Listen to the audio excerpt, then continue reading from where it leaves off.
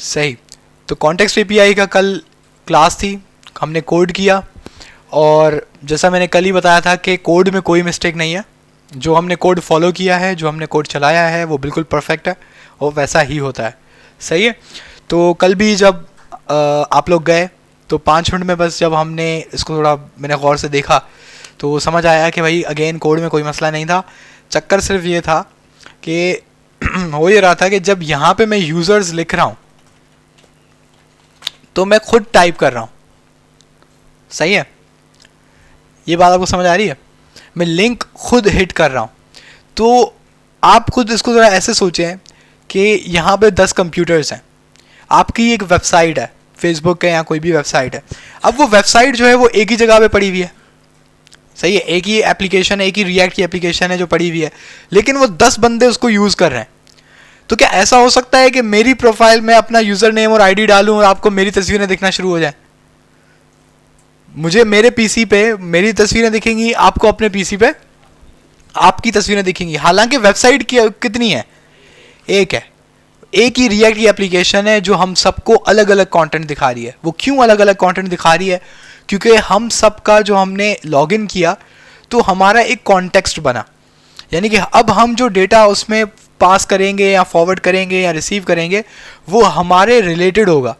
ये इसको जिस तरीके से पता लगता है एप्लीकेशन को, उसको हम लोग कहते हैं क्या? कॉन्टेक्स्ट। कि कौन सा यूज़र हमारा अभी जो एप्लीकेशन है उसको यूज़ कर रहा है। सही है, इसको एप्लीकेशन क्या कहती है? कॉन्टेक्स्ट।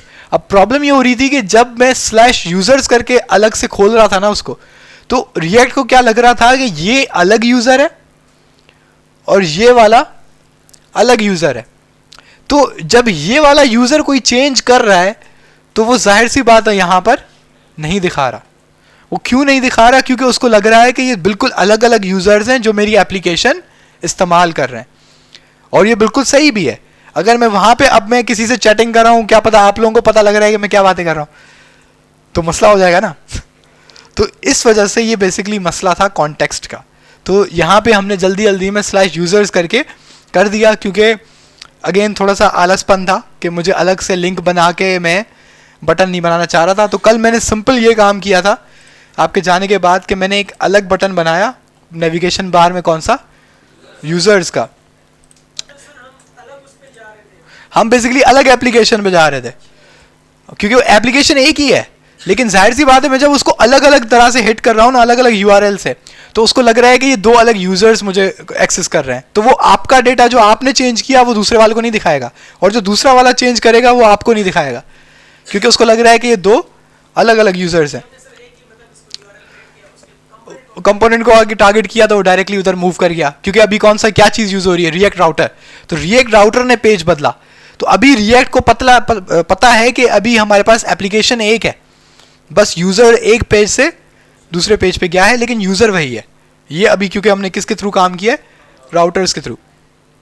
तो अभी हम देख रहे हैं कि दोनों जगह पे क्या दिख रहा है? This is coming from context.js। तो हम यहाँ पे लिखते हैं हेलो चेंजेस,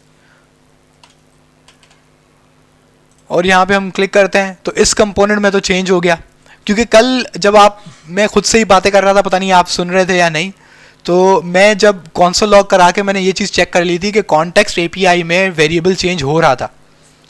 वो मैंने console करा के वेरीफाई किया, क्योंकि मुझे क्या लग रहा था कि शायद कंपोनेंट पे मैं चेंज कर रहा हूँ तो वो कॉन्टेक्स्ट API पे चेंज नहीं हो रहा, उसी वजह से शायद दूसरा वाला कंपोनेंट भी चेंज नहीं हो रहा।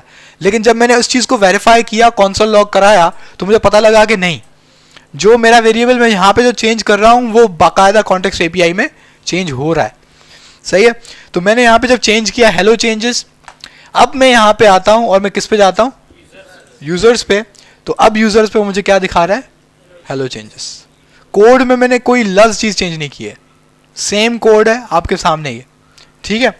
अब हम दोबारा चलते हैं इसके कोड में।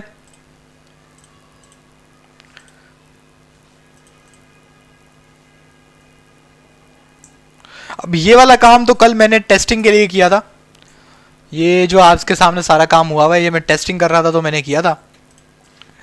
तो आई थिंक इसकी कोई ज़रूरत है नहीं। इसको ऐसे ही इसके बगैर ट्राई करते हैं।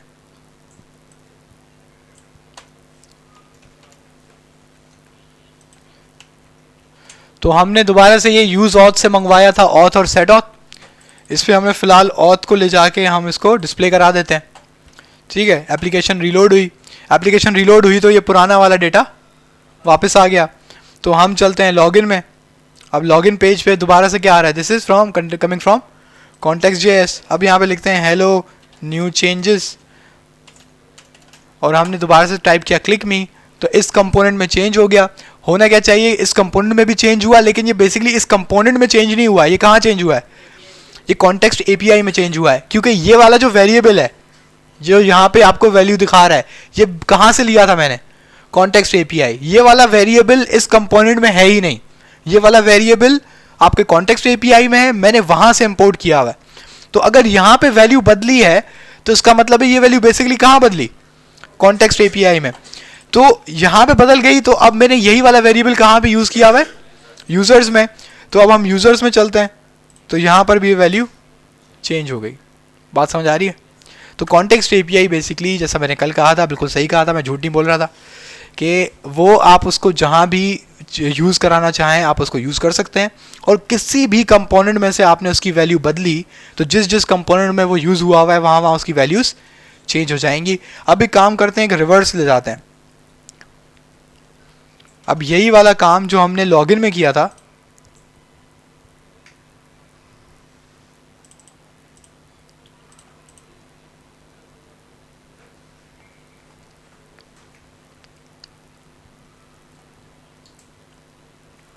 ये ये रहा, ये इनपुट बॉक्स और बटन मैंने बनाया था, राइट। हम इसको उठाते हैं, इसको हम कहाँ फेंक देते हैं, यूज़र्स के कंपोनेंट में। अब जाहिर सी बात है मुझे कौन सा वाला, एक तो मुझे ये रेफ यूज़ रेफ चाहिए होगा जो मैंने कहाँ बनाया हुआ है, ये रहा।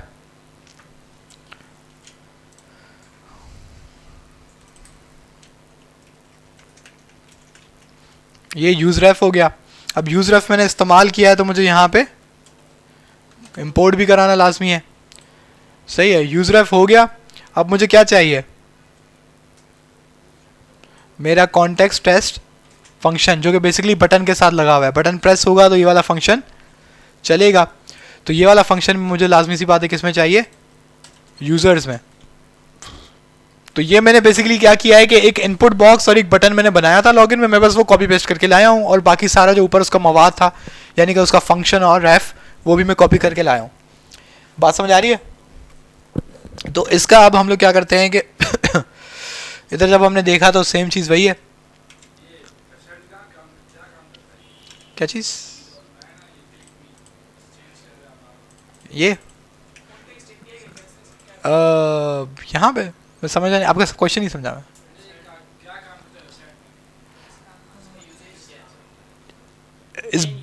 इस बटन का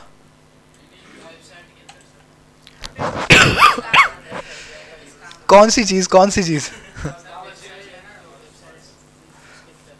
क्या, कॉन्टेक्स्ट एपीआई, कॉन्टेक्स्ट एपीआई पूछ रहे हैं आप, क्या पूछ रहे हैं, बोलो दोबारा पूछो। हाँ हाँ हाँ, ये वेबसाइट में क्या काम आता है, हाँ बिल्कुल सही बात है। यार पी के इसको ज़रा देख लेते हैं कि इसका यूज़ केस क्या होता है।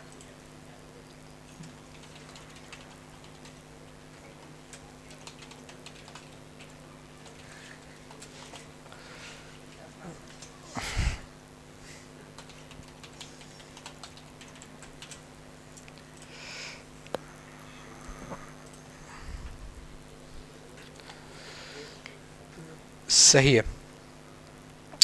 अब आपका क्वेश्चन के कॉन्टेक्स्ट एपीआई का इधर क्या यूजेज है, तो आपके सामने ये एक डैशबोर्ड ओपन हुआ है, और मज़े की बात है कि अभी थोड़ी देर पहले जो आपने जहाँ से हमने कॉन्टेक्स्ट एपीआई छापा है ना, वो बेसिकली इसी का बैकएंड था, यानी कि इसी की रिएक्ट ऐप थी। सही है। तो इसमें इसका हमने क्या यूज़ किया हुआ है, अब ये जो स्टूडेंट का डेटा है ना, ये सारा स्टूडेंट का डेटा है। अब ये मुझे पता था ये मुझे बहुत सारे पेजेस पे चाहिए होगा, क्योंकि पूरा जो आपका ये डैशबोर्ड है ही किसके लिए, स्टूडेंट्स के लिए। तो मुझे पता था कि स्टूडेंट्स का जो आपका डेटा है मेरा हर जगह पे चाहिए होगा। तो हमने बेसिकली इसमें क्या किया था, यार मैं गिटहब खोल के गया था क्या? ओ खैर,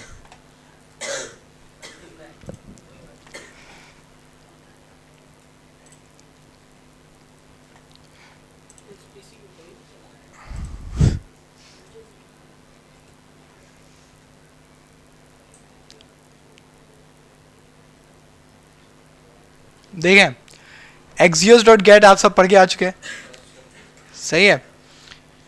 यहाँ पे axios.get में एक URL बनती है और यहाँ पे लगती है। अब ये क्यों बनती है, क्या बनती है, ये मुझे बताने की ज़रूरत नहीं है, आप सबको पता है। लेकिन इम्पॉर्टेंट क्या है, सेट स्टूडेंट्स। ये API से डेटा आ रहा है इन स्टूडेंट्स का, वो मैं किस वेरिएबल में सेट करवा रहा हूँ, सेट स्टूडेंट्स, जो कि बेसिकली एक यूज स्टेट है। और यूज स्टेट कहाँ बनी हुई है, ये रही, सही है। अब वो जो स्टूडेंट्स का टेबल आप देख रहे हैं ना, वो बेसिकली उसका डेटा ये कॉन्टेक्स्ट पे बनता है, यानी कॉन्टेक्स्ट पे आता है और इसका इस वेरिएबल के अंदर सेव हो जाता है।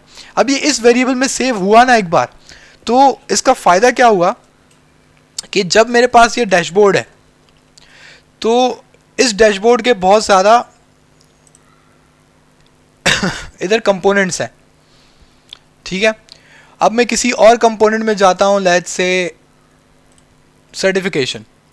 अब इस सर्टिफिकेशन में क्या मांग रहे हैं, GR नंबर, लेकिन इसके बैक ऑफ द इसके जो डेटा है उसके अंदर सारे स्टूडेंट्स का डेटा ऑलरेडी पड़ा हुआ है, क्योंकि वो उस वक्त डेटा कहाँ पर है, कॉन्टेक्स्ट API में। तो मैंने सिंपल क्या किया हुआ है कि ये जो आपका मेन पेज था डैशबोर्ड का, ये आपका मेन पेज में जो सारा डेटा दिखा रहा है, वो सेम आपका जो कॉन्टेक्स्ट API में वेरिएबल है स्टूडेंट्स का, वो यहाँ भी डेटा पास कर रहा है, वो सर्टिफिकेशन में भी डेटा पास कर रहा है, वो इधर समरीज में भी डेटा पास कर रहा है। अब ये स्टूडेंट समरी का पेज है, ठीक है, ये डेटा यहाँ पे भी पास हो रहा है, देख रहे हैं आपको, वही GR नंबर्स, वही आपके पास नाम, सब कुछ। इवन आप थोड़ा और नीचे चलते हैं, फाइनेंशियल एड में हमने कोहॉर्ट सेलेक्ट किया, चलो इसमें डेट देनी पड़ेगी। एक PD इंटरव्यू है, ये हमारे पास आप देख रहे हैं दोबारा से GR नंबर। तो पूरी वेबसाइट में हज़ारों जगह हैं जहाँ पर मुझे पता था कि मुझे इन स्टूडेंट्स का डेटा इस्तेमाल करना है। अब इसके मेरे पास दो तरीके थे, या तो मैं हर कंपोनेंट में जहाँ जहाँ मुझे स्टूडेंट्स का डेटा चाहिए था, मैं उसमें क्या यूज़ कर लूँ, axios.get। इसका मतलब है कि मैं जब भी ये अपना टैब चेंज करूँगा तो मेरे सर्वर को एक रिक्वेस्ट जाएगी कि मुझे स्टूडेंट्स का डेटा ला के दो। तो मतलब आप एक ही वेबसाइट में 15 से 20 बार आप बार बार सर्वर को बोल रहे हो कि मुझे स्टूडेंट्स का डेटा ला के दो। तो उससे बेटर ये नहीं था कि मैं जब आपकी एप्लीकेशन ये स्टार्ट हुई तभी मैंने कॉन्टेक्स्ट API के अंदर आपके स्टूडेंट्स का डेटा सेव करा लिया। अब मैंने बोला कि भाई जिस कंपोनेंट को इसकी ज़रूरत है वो उसको कॉन्टेक्स्ट API को इंपोर्ट करो और ये वाला वेरिएबल यूज़ कर लो। बात समझ आ रही है? तो इस काम के लिए आपके पास कॉन्टेक्स्ट API वेबसाइट्स में यूज़ होता है। वेबसाइट्स में इसका यूज़ एक और जगह पे होता है सबसे पॉपुलरली, और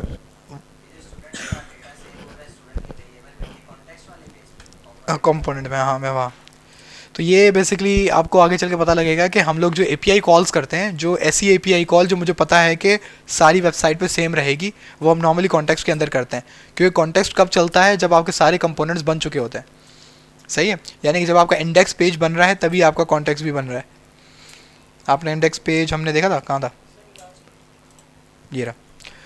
तो आप देख रहे हैं कि इंडेक्स डॉट पेज में जब ये क्रिएट रूट हो गया, सही है, यानी कि आपका वर्चुअल डॉम बन गया, तो उसके बाद ये चला, सही है। तो आपके पास कॉन्टेक्स्ट तब चलता है। अब ये हिट हुआ, आपको पता है कि ये एक सिंपल फंक्शन है जावास्क्रिप्ट का, लेकिन इसको चलाने का तरीका क्या होता है कि कंपोनेंट का नाम लिख दो। तो ये बेसिकली उस फंक्शन को एग्जीक्यूट करवा रहा है, यानी कि उसको चला रहा है। तो जिस तरीके से आपका कंपोनेंट चलता है उसी तरीके से आपका कॉन्टेक्स्ट API चलता है। तो आप इसके अंदर भी axios.get कर सकते हैं। अब हम कॉन्टेक्स्ट API में वापस आते हैं और उन्हीं के ही सवाल को थोड़ा कंटिन्यू करते हैं। इस कंसोल को हटा देते हैं क्योंकि अब हमारा वो मसला हल हुआ है। एक और इसका एक बहुत, अभी तो मैंने यूज स्टेट बनाया है, सही है। आप एक सिंपल वेरिएबल्स भी बना सकते हैं, जैसे मैंने, शायद आपने नोट किया हो, जो दूसरा वाला अपना काम था IC का, उसके अंदर मैंने एक वेरिएबल बनाया हुआ है, क्या, API URL के नाम से, और वो भी मैंने यहाँ पे क्या किया हुआ है, पास किया हुआ है। तो मुझे सिर्फ क्या करना है, कॉमा लगाना है और जो मेरा वेरिएबल है उसका नाम लिख देना है। क्योंकि आपको याद है कि मैंने बताया था कि जो भी चीज़ इस वैल्यू के ऑब्जेक्ट में आएगी वो आपको आपके कंपोनेंट्स पे रिसीव हो सकती है। अब जब आप लॉगिन पे आए तो लॉगिन में मैंने कहाँ पे यूज़ किया हुआ है, इसको भी हम हटा देते हैं। कौन सा वाला? ज़रूरी नहीं है। स्टेट वेरिएबल आपको सिर्फ वो बनाना पड़ता है जो आपको पता है कि आप बाद में उसको चेंज करोगे। API URL आप चेंज नहीं करते, वो कांस्टेंट है। तो आपने यहाँ पे कॉमा लिख के क्या लिख दिया? API URL। मतलब आप कह रहे हैं कि ऑथ भी लेकर आओ, सेट ऑथ भी लेकर आओ और API URL भी लेकर आओ।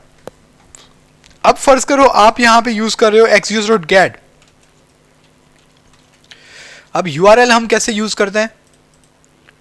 फर्ज करो यहाँ पे है HTTP 127.0.0.1। फिलहाल हमारे पास ये तो वो है, लोकल होस्ट है 5000। फर्ज करो कि ये मेरे सर्वर की URL है। अगर आप लोगों को पता हो तो 127.0.0.1 जो है लोकल होस्ट को बताता है कि ये लोकल होस्ट है। लोकल होस्ट पता है क्या होता है? जो आपका खुद का कंप्यूटर है उसको हम क्या कहते हैं? Local host. अगर मैंने API URL ये दी हुई है तो इसका क्या मतलब है कि सर्वर कहाँ चल रहा है? आपके ही कंप्यूटर पे चल रहा है।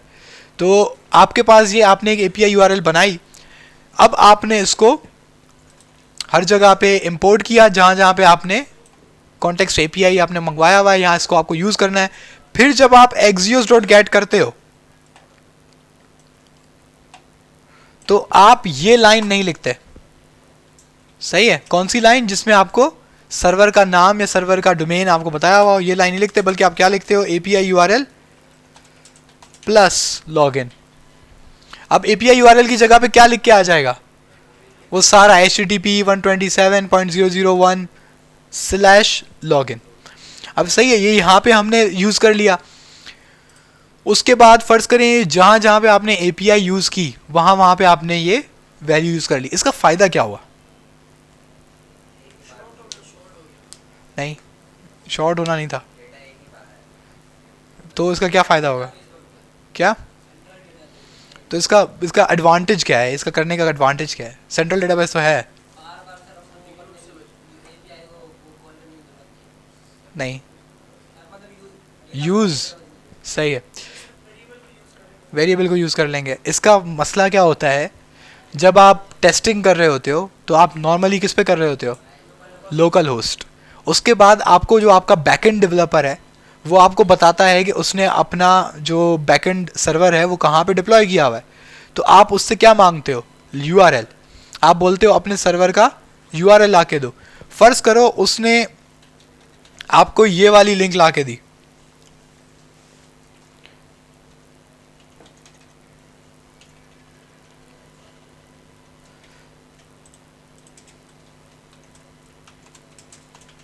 कौन सी वाली लिंक?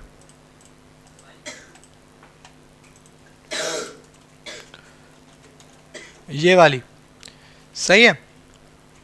तो आप क्या करते हो बेसिकली?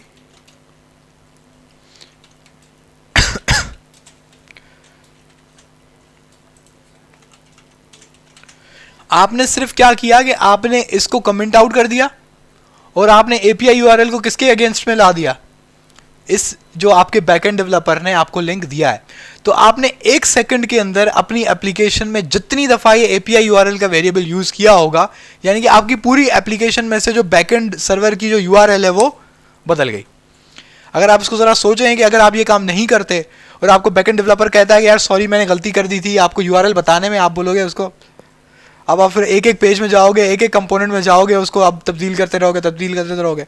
उससे बेटर था कि आपने 2 सेकंड के अंदर यहाँ पे बस API URL बदला और आपका काम हो गया। इवन हम लोग ये काम लाजमी करते हैं। उसकी वजह क्या है कि जब हम टेस्टिंग कर रहे होते हैं तो किस पे कर रहे होते हैं? Local host. तो ये काम एक दिन में आप 100 दफ़ा करोगे। आपको कोई भी चेंजेस टेस्ट करने हैं तो आप फौरी तौर पे इसको लाइव करोगे, इसको हटा दोगे, आप इस पर टेस्टिंग करोगे। अब आपने टेस्ट कर लिया, आपका काम सही हो रहा है, आप फिर से इसको ये करके आप गिट पुश कर दोगे। बात समझ आ रही है? तो आपने 1 सेकंड के अंदर आपने API URL, पहले आपका लोकल होस्ट था, फिर आपने 1 सेकंड के बाद उसका API URL बदल दिया और पूरी की पूरी एप्लीकेशन में जहां जहां आपने API URL का इस्तेमाल किया था वहां वहां आपकी API URL बदल गई।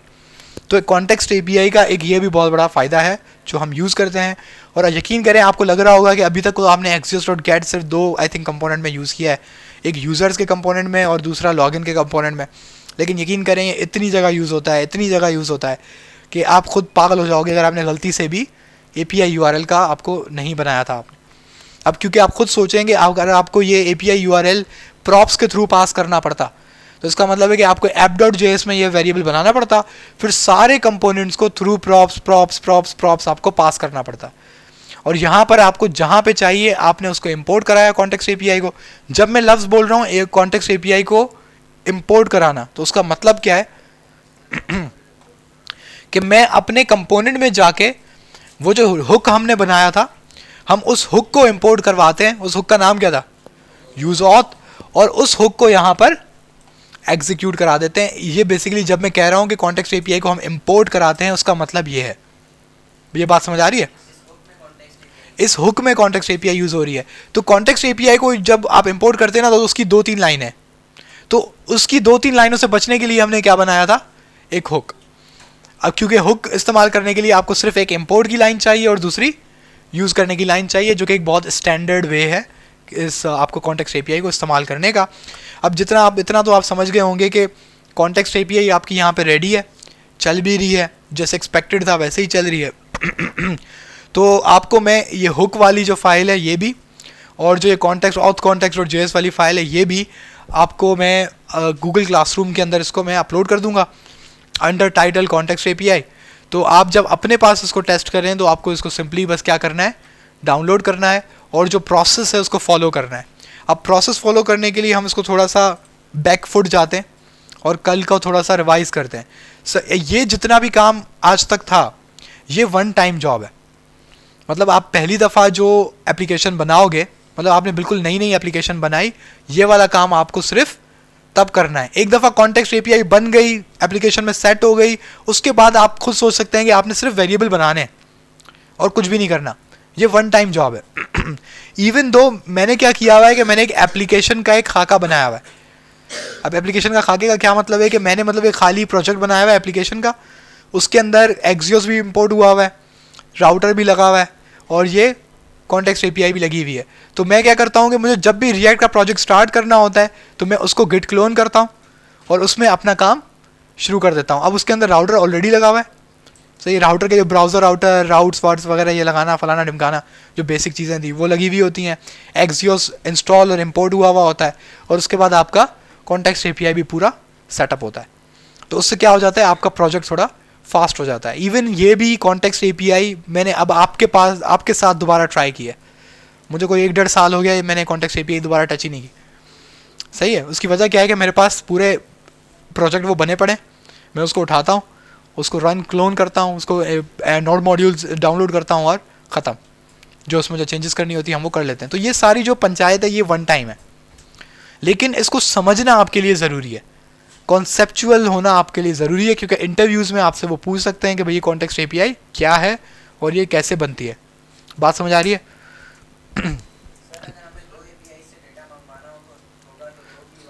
तो 2 URLs, हाँ, तो आपको 2 वेरिएबल्स बनाने पड़ेंगे दोनों के लिए अलग अलग। मतलब मैं समझा नहीं।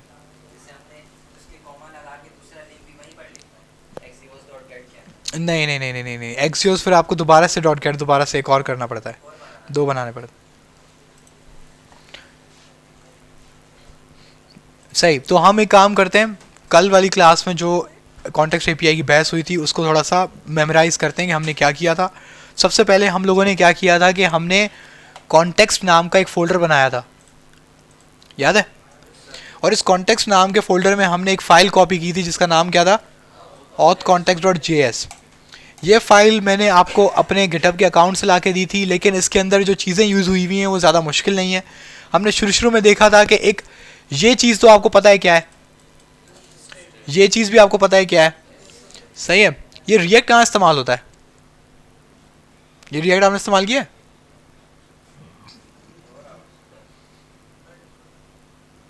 जब भी आप कंपोनेंट बनाते हैं ना तो ये इस्तेमाल हो रहा होता है। आपको नज़र नहीं आता वो अलग बात है।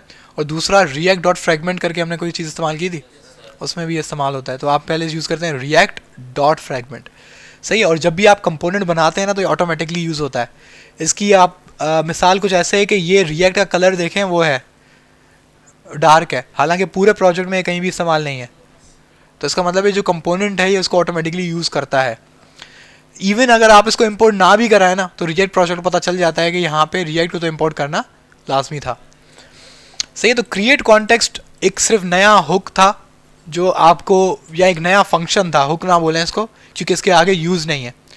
तो ये एक नया फंक्शन है जो आपने इंपोर्ट किया, लेकिन किस में से किया? रिएक्ट में से। तो जब आपने इस फंक्शन को एग्जीक्यूट करवाया तो हमें इसके अंदर से एक ऑब्जेक्ट रिसीव हुआ, इसके रिटर्न में से एक ऑब्जेक्ट रिसीव हुआ जिसको हमने किस में सेव कराया? ऑथ कॉन्टेक्स्ट को में। और ऑथ कॉन्टेक्स्ट को हमने क्या कर दिया? एक्सपोर्ट। ये किस तरह का एक्सपोर्ट है? Named export. उसके बाद हम लोगों ने एक कंपोनेंट बनाया और उसका नाम क्या दिया? Auth context provider. और इसके प्रॉप्स में हमने एक चीज़ रिसीव हुई, उसका नाम क्या है? चिल्ड्रन। ये बेसिकली जो चिल्ड्रन है ये आपकी ऐप है। आपने देखा था जो हमने index.js में जब ये टाइप किया था तो ऐप को इसके बीच में रखा था। तो इसके प्रॉप्स में जो चीज़ रिसीव होती है वो बेसिकली क्या होती है? ऐप कंपोनेंट आपका बेसिकली इसका चिल्ड्रन होता है। इसके अंदर हम लोगों ने एक सिंपल यूज स्टेट बनाई हुई है, सही है। यूज स्टेट के अंदर हमने एक डेटा रखा हुआ है कुछ भी, और जाहिर सी बात है यूज स्टेट है तो उसका एक वेरिएबल होगा और एक सेटर फंक्शन होगा। ये काम तो आप भी कर चुके हैं पहले। उसके बाद ये भी मैंने एक वेरिएबल ही बनाया हुआ है और कुछ भी नहीं किया हुआ। उसके बाद ये रिटर्न भी आपने देखा हुआ है, और उसके बाद आपने एक्सपोर्ट डिफ़ॉल्ट भी पहले से देखा हुआ है। ये सब कुछ नया नहीं है। सिर्फ नई चीज़ क्या है कि आपने एक और कंपोनेंट इस्तेमाल किया है, और ये कंपोनेंट कहाँ से आ रहा है? जो आपने ऊपर फंक्शन को एग्जीक्यूट करवाया हुआ है यहाँ पे। इसके ऑब्जेक्ट में से आप एक फंक्शन निकाल रहे हैं ऑथ कॉन्टेक्स्ट डॉट प्रोवाइडर, ठीक है। इसके पास आप एक प्रॉप्स पास कर रहे हैं इस कंपोनेंट को, और इस प्रॉप्स की क्या है? वैल्यू। ये जो वैल्यू है ये आप खुद सेट नहीं करते, ये पहले से प्री सेट है, और आपको क्या इस्तेमाल करनी है? वैल्यू ही। इस वैल्यू को आप जावास्क्रिप्ट के अंदर एक क्या पास करते हैं?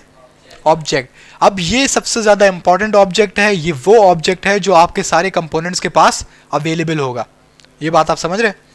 जो इस इधर अगर आप एरे पास करेंगे तो आपके सारे कंपोनेंट्स को क्या रिसीव होगा? एरे। तो ये ज़रूरी है कि आप यहाँ पे क्या पास कर रहे हैं। बाय स्टैंडर्ड आपको यहाँ पे नॉर्मली क्या दिखता है? ऑब्जेक्ट। ये बेसिकली ऑब्जेक्ट है, उस ऑब्जेक्ट के अंदर एक प्रॉपर्टी है प्रोवाइडर, वो बेसिकली कंपोनेंट है। तो डॉट प्रोवाइडर कौन सा वाला? क्योंकि ये प्रोवाइडर कंपोनेंट खुद है, हम इस कंपोनेंट को कॉल करवा रहे हैं। क्योंकि आप ज़रा खुद सोचेंगे ये कांस्टेंट है, यानी कि ये एक वेरिएबल है। अब ये पूरा जो कंपोनेंट है इस वेरिएबल के अंदर सेव हुआ है। तो बेसिकली यहाँ पे क्या हो रहा है? यहाँ पे हो रहा है ऑथ कॉन्टेक्स्ट इक्वल्स टू, इसको थोड़ी देर आप निकाल दें, और यहाँ पे आप एक एरो फंक्शन बना रहे हैं। ये एरो फंक्शन में आपको हमेशा क्या रिसीव होता है? प्रॉप्स। और यहाँ पे आप क्या करवा रहे हैं? एक चीज़ रिटर्न, और रिटर्न में आप फ़र्ज़ करें रिटर्न करवा रहे हैं कोई भी रिएक्ट फ्रैगमेंट। तो ये आप एक कंपोनेंट है। अब ये कंपोनेंट जो है कहाँ पे पड़ा हुआ है? इसको बेसिकली ऑथ कॉन्टेक्स्ट ना कहें, आप इसको क्या कहें? प्रोवाइडर।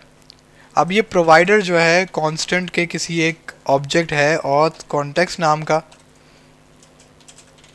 उसके अंदर एक क्लास है कौन सी? प्रोवाइडर, जिसके अंदर क्या सेव हुआ है? प्रोवाइडर, सही है। यहाँ अब अगर मैं इसको नाम दूँ प्रोवाइडर कंपोनेंट तो थोड़ा सा ज़्यादा आपको समझ आएगा। ऐसे है, ठीक है। तो बेसिकली यहाँ पे क्या हो रहा है? ऑथ कॉन्टेक्स्ट खुद क्या है? ऑब्जेक्ट, लेकिन उसकी एक प्रॉपर्टी है, उसका नाम क्या है? प्रोवाइडर, जिसमें क्या सेव हुआ है? Provider component. तो यही सारा काम यहाँ नीचे हो रहा है कि आपने इसको कंपोनेंट को कॉल करा लिया, क्योंकि कंपोनेंट को कॉल कराने का तरीका यही है, सही है। Auth context dot provider. उसके बाद आपकी वैल्यू, और वैल्यू के बीच में आपने क्या पास किया हुआ है? चिल्ड्रन। ये चिल्ड्रन बेसिकली वही चीज़ है जो आपको यहाँ मिली, जो कि प्रॉप्स में से मिल रही है। ये आपका एक स्टैंडर्ड मेथड है, एक स्टैंडर्ड मेथड है जो आप जिससे आपने क्या बनाया हुआ है, कॉन्टेक्स्ट एपीआई। सही है, ये हमने किस फोल्डर के अंदर रखा हुआ है, कॉन्टेक्स्ट से। ये प्रॉप्स इसको रिसीव कर देता है index.js, जहाँ पे इसको आप कॉल कराते हैं। सही है, क्योंकि आपको पता है कि प्रॉप्स जो होता है वो नॉर्मली आपके पास ऑब्जेक्ट आता है। सही, कुछ चीज़ें बाय डिफ़ॉल्ट आपके पास रिसीव होती हैं, जैसे आप रेफ अगर पास करें तो आपको इवेंट ऑब्जेक्ट मिल जाता है। तो रिएक्ट में बहुत सारी चीज़ें जो आपको बाय डिफ़ॉल्ट रिसीव हो रही होती हैं। तो यहाँ पर बेसिकली इसको क्या रिसीव हो रहा है, इसका पूरा ये चिल्ड्रन, जो बेसिकली जो मुझे चीज़ समझ आई है वो ऐप ही होता है। ये ऐप कंपोनेंट जो आप इसको एज अ इसका चाइल्ड बना के भेज रहे हैं, ये बेसिकली इसको एज अ प्रॉप्स ही रिसीव हो रहा है। सही है, तो आपके पास auth-context.jsx है। हमारे पास ये फाइल हमने जब बना ली थी तो उसके बाद हमने कहा था कि एक हम फोल्डर बनाएंगे, किस नाम का, हुक्स के नाम का। उस हुक्स के नाम के अंदर हमने एक हुक बनाया जिसकी फाइल का नाम क्या है, यूज ऑथ। अब इस यूज ऑथ के अंदर हम लोगों ने एक रिएक्ट से एक और हुक इंपोर्ट कराया, उसका नाम क्या है, यूज कॉन्टेक्स्ट।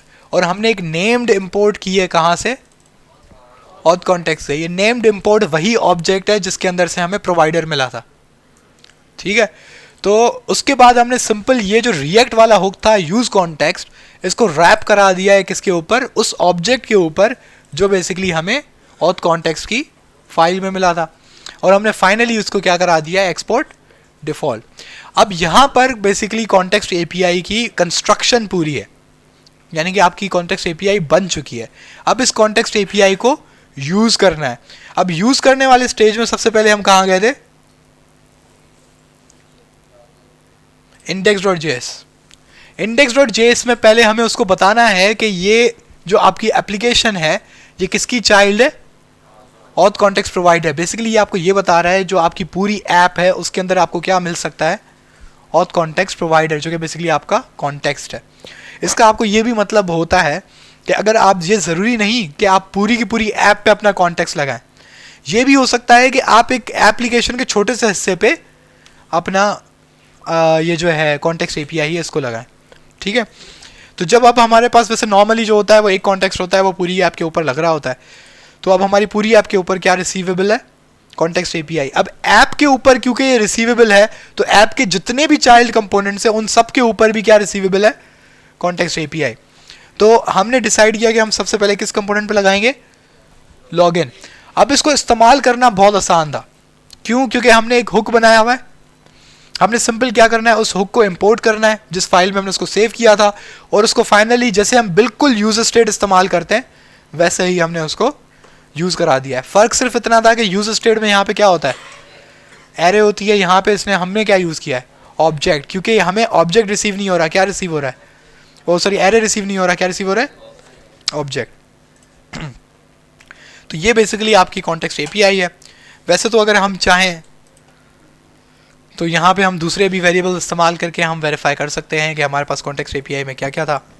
सही है, तो आपके पास कॉन्टेक्स्ट एपीआई यूजेज होगी। इम्पॉर्टेंट ये है कि आपके पास इसकी यूजेज का आपको सबसे ज़्यादा आइडिया हो। ज़्यादा इम्पॉर्टेंट एक तो चीज़ ये है कि जो हमने यहाँ पे काम किया हुआ है,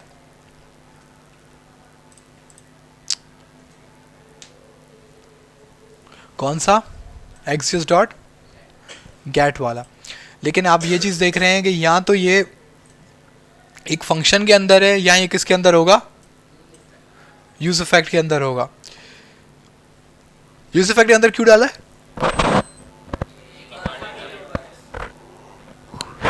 तो क्योंकि हम चाहते हैं कि जब आपकी एप्लीकेशन स्टार्ट हो, यानी कि आपकी एप्लीकेशन जब चले, तब ये एक दफ़ा ही ये एपीआई कॉल हो और जो सेट स्टूडेंट्स है इसके अंदर डेटा सेव हो और आपके पास डेटा आ जाए।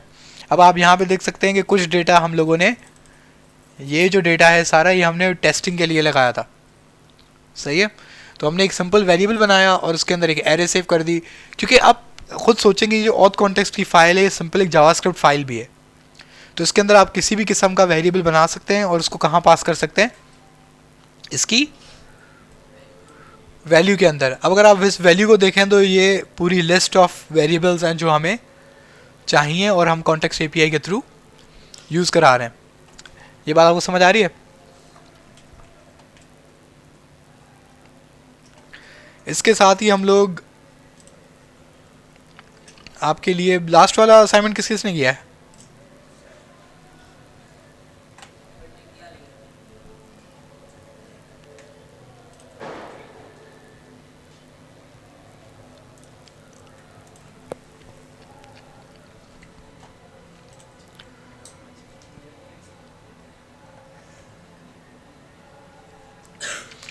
सिर्फ 5? ये तो 2 हफ्ते का टाइम था इसमें तो।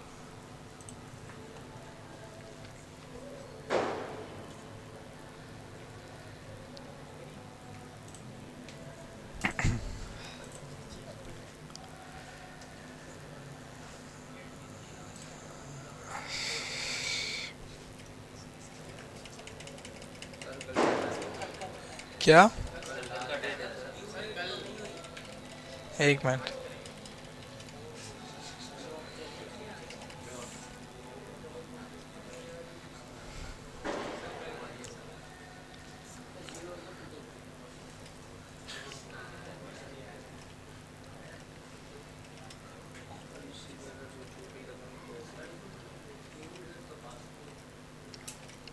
एक मिनट। सही है। तो ये अभी तक ड्राफ्ट है, अगली बार मेहनत नहीं करनी पड़ेगी ना। तो अभी ड्राफ्ट है, तो आपके पास कल का टाइम है। तो कल जितने जितने बच्चे हैं वो उसको आप सबमिट कराएं, वरना ये अभी तक ड्राफ्ट है, आप देख रहे हैं। तो इसके बाद बस एक ही बटन दबाना होता है, फिर सारे वो असाइन हो जाते हैं। बात समझ आ रही है? तो इसको आप प्लीज़ देख लीजिएगा। और यहाँ पे हम लोग एक आपके पास एक और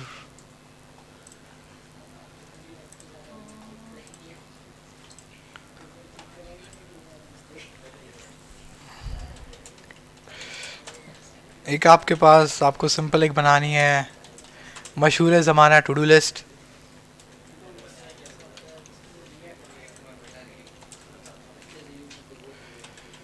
It should have an input box, a list showing all the to-dos. Number 3 है, if you click a row, a model should pop up where you can edit it. Versus you can delete the row by clicking the delete button. कुछ रहा तो नहीं क्या?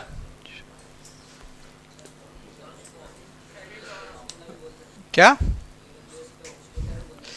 AWS नहीं, नेटलिफाई पे बहुत हो जाएगा।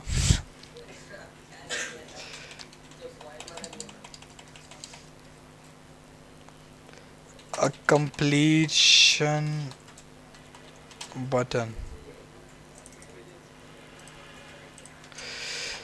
एक बहुत सिंपल सा आपके पास एक असाइनमेंट है। सही है, हम सर्च कर लेते हैं। नहीं नहीं यार, ऐसा नहीं है।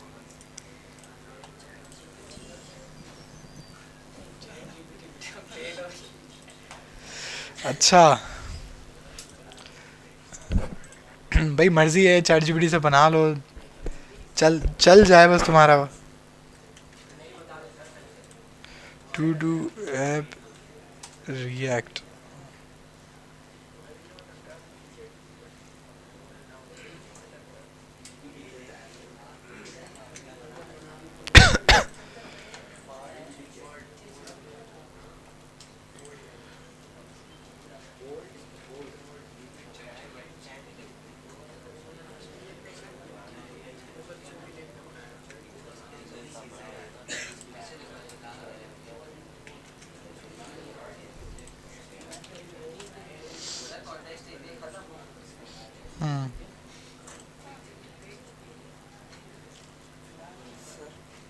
शुक्रिया।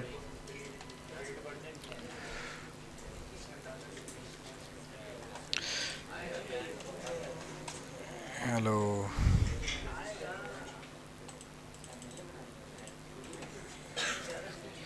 अच्छा आप इधर ध्यान दे इधर। सही है, तो हमारे पास एक ये एग्जाम्पल मिला है। अब अगेन जो कि मेरा क्राइटेरिया होता है, मैं यूआई को ज़्यादा अगेन फोकस नहीं करता, क्योंकि रिएक्ट के प्रोजेक्ट्स में मुझे फंक्शनैलिटी को ज़्यादा देखना होता है। लेकिन टू डू एक ऐसी एप्लीकेशंस है जो तकरीबन हर लैंग्वेज में इनका आपके ट्यूटोरियल्स के अंदर एग्ज़ाम होता है। तो आपको बूटस्ट्रैप के टेलविंड सीएसएस, टेलविंड किसी ने नाम सुना है? तो आपको अब आप इस स्टेज पे पहुंच गए हैं कि आप लोग जो चीज़ सिर्फ आपको पढ़ाई गई है, आप सिर्फ उस पर महदूद ना रहें। अगर आपको कोई और अच्छी चीज़ मिल रही है जो आपको टेम्पलेटिंग अच्छी लग रही है, तो आप वहाँ भी जा सकते हैं। जैसे टेलविंड एक बहुत ज़बरदस्त सीएसएस लाइब्रेरी है। जिस तरीके से आपने बूटस्ट्रैप पढ़ा था ना, वैसे ही आपका टेलविंड है। मटीरियल यूआई भी है, किसी ने मटीरियल यूआई बोला। सेम है सब, उसके कंपोनेंट्स होते हैं, बस लगाने का थोड़ा तरीका डिफरेंट होता है। अब आप ये देख रहे हैं कि वो कैसे, जैसे हम बूटस्ट्रैप में क्लासेस देते हैं ना, इसमें भी हम क्लास ऐड कर रहे हैं और वहाँ पे चेंजेस आपको वो शो करके दिखा रहे हैं कि वहाँ पे क्या चेंज हो रहा है।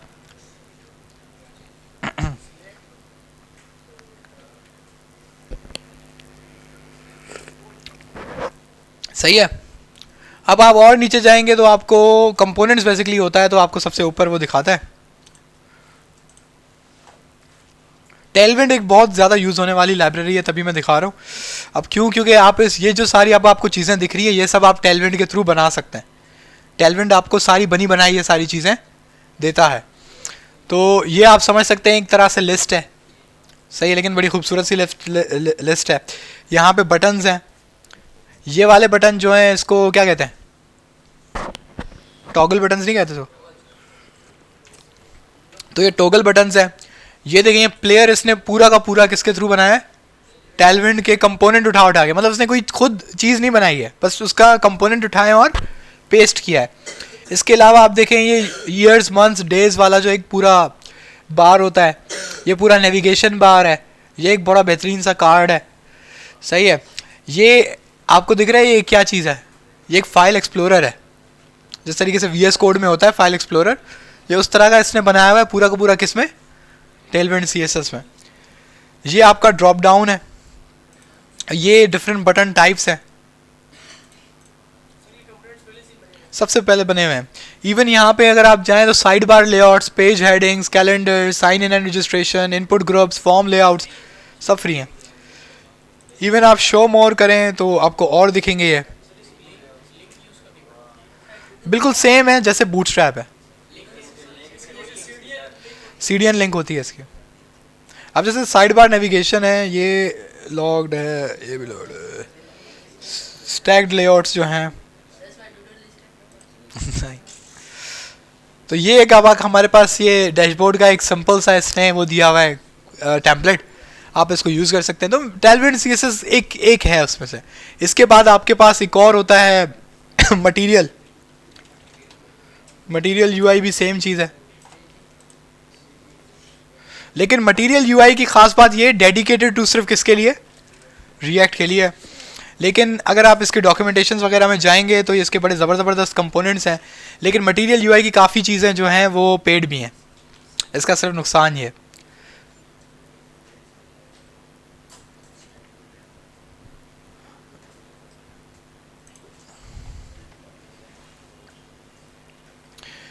इसके अगर हम कंपोनेंट्स में जाएंगे तो कंपोनेंट्स में अगेन हमारे पास अगर आप देखेंगे तो वही सारे नाम है जो बेसिकली आपको बूटस्ट्रैप के डॉक्यूमेंट्स में भी दिखते हैं।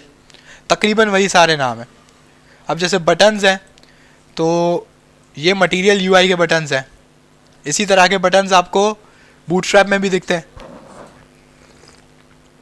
तो ये आपके ऊपर है कि आपकी कंपनी क्या चाह रही है, आप किस में काम करना चाह रहे हैं। आप बूटस्ट्रैप इस्तेमाल करें, आप टेलविंड इस्तेमाल करें, आप मटीरियल UI इस्तेमाल करें। एक और होता है आर्न डिज़ाइन।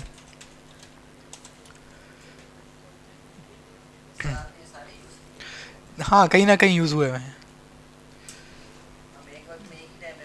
एक ही कर, लेकिन 2 लगा सकते हैं। मैंने ये हरकत भी की हुई है लेकिन ये वो नहीं है, कंसिडरेबल नहीं है, क्योंकि इससे प्रॉब्लम यह होती है कि आपका 200-300 KB का एक फ़ाइल साइज़ होता है एक फ्रेमवर्क का। तो आप 2 लगा रहे हैं तो आप बहुत ज़्यादा कचरा कर रहे हैं। लेकिन काम चलाने लायक एक मुझे हमें काम करना था, तो हमने कुछ एक सेक्शन जो था वो आर्ट डिज़ाइन का उठाया था इसका, और कुछ एक सेक्शन था वो बूटस्ट्रैप का उठा लिया था, तो हमने दोनों एक ही में मिला दिए थे। अगेन ये डिसाइड करता है कि आपकी कंपनी क्या चाहती है। कुछ कंपनीज होती हैं वो उनको परफॉर्मेंस की बड़ी टेंशन होती है, तो वो तो आपको ये सब इस्तेमाल भी नहीं करने देंगे, वो बोलेंगे हमें प्योर CSS चाहिए, क्योंकि उनको स्पीड चाहिए, तो वो बोलेंगे 2 महीने ले लो, मसला नहीं है, लेकिन ये चीज़ डिट्टो ऐसी की वैसी मुझे बना के दो, किस में, प्योर CSS में। तो ऐसी भी कंपनीज होती है, क्योंकि उसका फाइल साइज सबसे छोटा होगा जो आप खुद लिखेंगे, इसका थोड़ा ज़्यादा होगा। बूटस्ट्रैप का आई थिंक 50 KB है, चेक कर लीजिएगा। तो ये सारा जो है ये आर्ट डिज़ाइन है। आर्ट डिज़ाइन नॉर्मली जो है ये डैशबोर्ड्स के लिए ज़्यादा यूज़ होता है, पॉपुलर है। तो इसको अगर आप देख लें तो आपको पता चल जाएगा। तो आपके पास जो UI है ये आपकी खुद की क्रिएटिविटी है। लास्ट सी बात है, अगर आप भत्ता सा एक मुझे इनपुट बॉक्स देंगे और एक सबमिट का बटन देंगे तो मैं तो उसके मार्क्स काटूंगा, क्योंकि अभी आप कितने लेवल पे हैं कि आपको टेम्पलेट्स यूज़ करने आते हैं, सही है, आपको बूटस्ट्रैप का कोड छापना आता है, तो एक सिंपल सा HTML CSS का कोड छापने में आपका कुछ जाएगा नहीं। क्योंकि अगर आप खुद सोचें कि एक टू डू लिस्ट बनाने के लिए आपको क्या क्या चाहिए, एक सिंपल सा इनपुट बॉक्स चाहिए, एक सबमिट का बटन चाहिए और एक लिस्ट चाहिए, ठीक है। अब हम ज़रा देखते हैं कि हम लोग क्या क्या मांग रहे हैं गूगल क्लासरूम में। किससे क्रिएट एलिमेंट? हाँ कर सकते, क्योंकि वो जावास्क्रिप्ट है, हो जाएगा, लेकिन वो नहीं है, डिज़ायरेबल नहीं है, क्योंकि रिएक्ट जो है वो खुद कंपोनेंट अपेंड कर रही होती है। अगर आप डॉक्यूमेंट और गेट एलिमेंट बाय ID वाले मेथड से आप क्रिएट एलिमेंट करेंगे तो आप बेसिकली डायरेक्ट डॉम में चेंजेस कर रहे हैं, तो ये पहले वर्चुअल डॉम में करता है, लेकिन वो हो जाएगा क्योंकि रिएक्ट जो है बेसिकली क्या है, जावास्क्रिप्ट है, और वो सारा कलेक्ट होके आता है index.js में। अच्छा यहाँ देखें, सबसे पहला क्या है, it should have an input box. तो आपको सिंपल एक इनपुट बॉक्स बनाना है, जाहिर सी बात है आप टूडो लिखोगे कहाँ, तो जैसे कि मैंने लिखा कि अपलोड क्लास वीडियोस, एंटर मारा। उसके बाद हमारा सेकंड पॉइंट क्या कह रहा है, a list showing all to dos. बिल्कुल उसी तरीके से जैसे कि यहाँ पर हमारे पास अब एक लिस्ट नीचे बनती हुई जा रही है कि जो जो चीज़ हम यहाँ पे अपलोड करेंगे वो नीचे आ जाएगी, सही है। तो ये इस तरीके से आपके पास एक लिस्ट भी बनते जानी चाहिए, और ये सारा लाइव है, ये हरकत कोई नहीं करेगा कि ऊपर से वो पेज रीलोड हो रहा है, सही है, पेज रीलोड बिल्कुल नहीं होगा, और नीचे आपका जो डेटा है वो चेंज होता रहेगा। अगर आप थोड़ा इसमें दिमाग लगाएंगे तो आपने ये काम किया हुआ है ऑलरेडी, सही है। If you click a row a modal should pop up where you can edit it. अब ये थोड़ा सा ट्रिकी काम है, लेकिन अगर आप थोड़ी सी मेहनत करें तो आपको पता चल जाएगा ये कैसे होता है।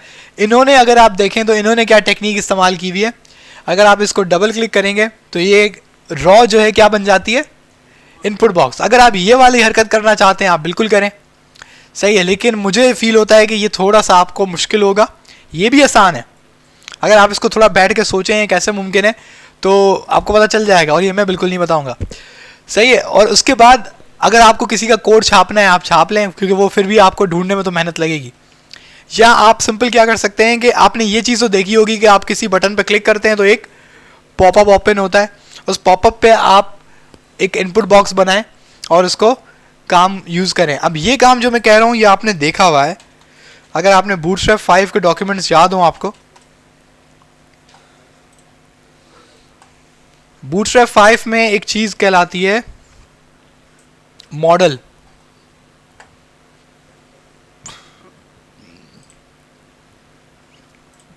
ये चीज़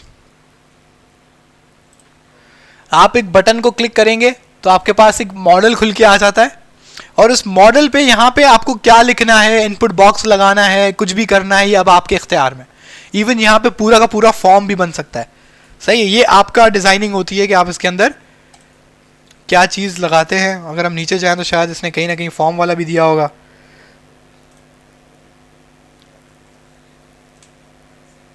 देख रहे हैं यहाँ पे टेक्स्ट को इसने बदल दिया है,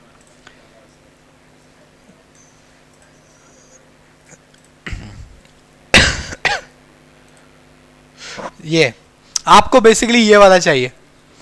इसने रिसिपेंट और मैसेज दोनों के लिए इनपुट बॉक्सेस दिए हैं, आपको सिर्फ एक ही इनपुट बॉक्स चाहिए जो बेसिकली आपकी रॉ जो एडिट हो रही है उसका डेटा पहले से प्रीफिल होगा, पहले से प्रीफिल होने का क्या मतलब है? जैसे कि आपने इस रॉ को डबल क्लिक किया तो ये हेलो टू पहले से इनपुट बॉक्स में लिखा हुआ है। यही काम आपका मॉडल में भी होगा। जब आपका ये वाला मॉडल ओपन होगा तो यहाँ पे रिसिपेंट में जैसे @MDO लिखा हुआ है ना, तो यहाँ पे वही चीज़ लिखी हुई होगी जो आपकी रॉ पे लिखी हुई थी। तो आप उसको एडिट करोगे और यहाँ पर सेव का बटन क्लिक करोगे तो जो आपकी रॉ है उसमें वो चीज़ चेंज हो जाएगी। जैसे मैंने कुछ भी चेंज किया और मैंने एंटर मारा तो वो चीज़ चेंज हो गई। समझ आ रही है? एंटर हिट करेंगे तो चेंज होनी चाहिए। तो बेसिकली मॉडल में भी वो सेव चेंजेस और कैंसिल का बटन होगा। तो नॉर्मली जो है आपका एंटर जो है वो सेव चेंजेस के साथ कनेक्टेड होता है, यानी कि येस के साथ। तो वो आप एंटर मारें या सेव चेंजेस को क्लिक करें तो वो बेसिकली आपका रॉ बदल जाए। अगेन पेज रीलोड नहीं होना चाहिए। पेज रीलोड हुआ तो कैंसिल। ये वाला काम हो गया।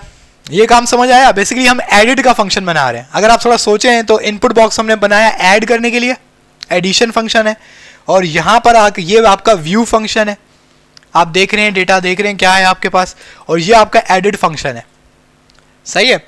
उसके बाद आपके पास डिलीट फंक्शन है। अगर आप थोड़ा सोचें तो ये क्रूड ऑपरेशन है। ये बात समझ आ रही है? टू डू लिस्ट क्यों सबकी पसंदीदा एप्लीकेशन है? कोई भी टीचर जब कोई कोर्स पढ़ा रहा होता है हर लैंग्वेज में, उसकी वजह यह है कि ये क्रूड ऑपरेशन होता है। इसमें क्रिएट, रीड, अपडेट, डिलीट चारों चीज़ें जो हैं वो टेस्ट हो जाती हैं। तो उसके बाद आपके पास क्या है? You can delete the raw by clicking the delete button.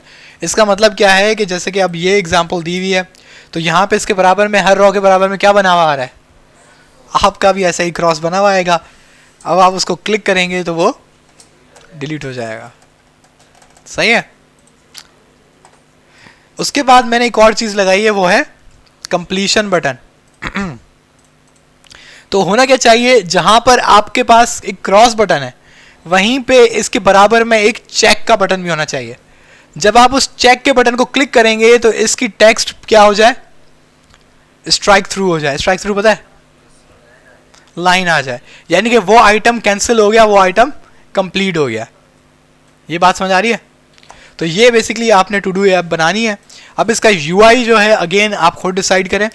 आपको यूआई बहुत सारे बने बनाए भी मिल जाएंगे अगर आप लिखेंगे भी बूटस्ट्रैप 5 टू डू, तो आपके पास हज़ारों वेबसाइट्स मिल जाएंगी।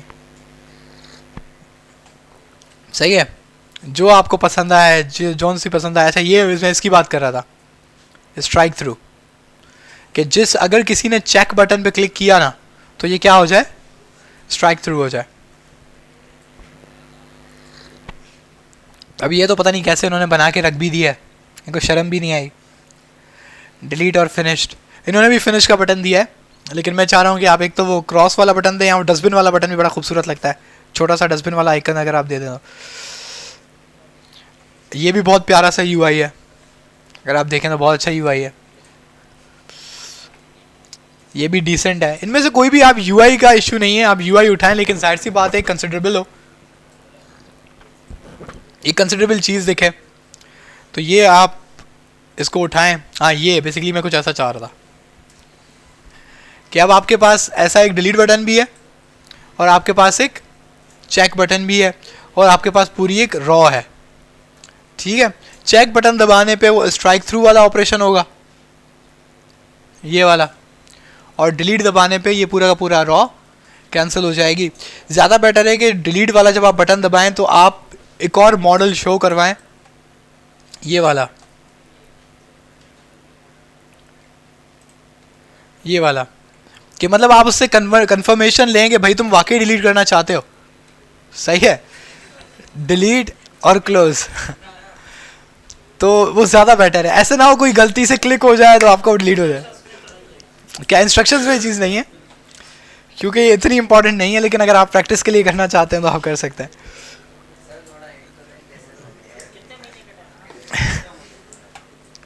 एक मिनट, इसको हम पहले लॉन्च कर दें। तो इसकी डेट 20 नहीं 21 मंडे, अच्छा संडे 26।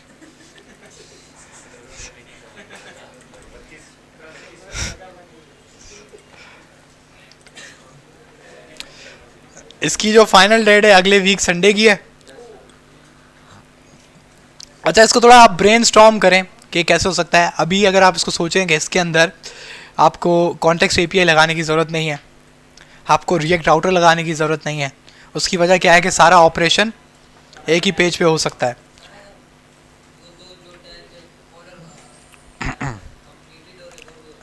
कंप्लीटेड डिलीटेड बना लें।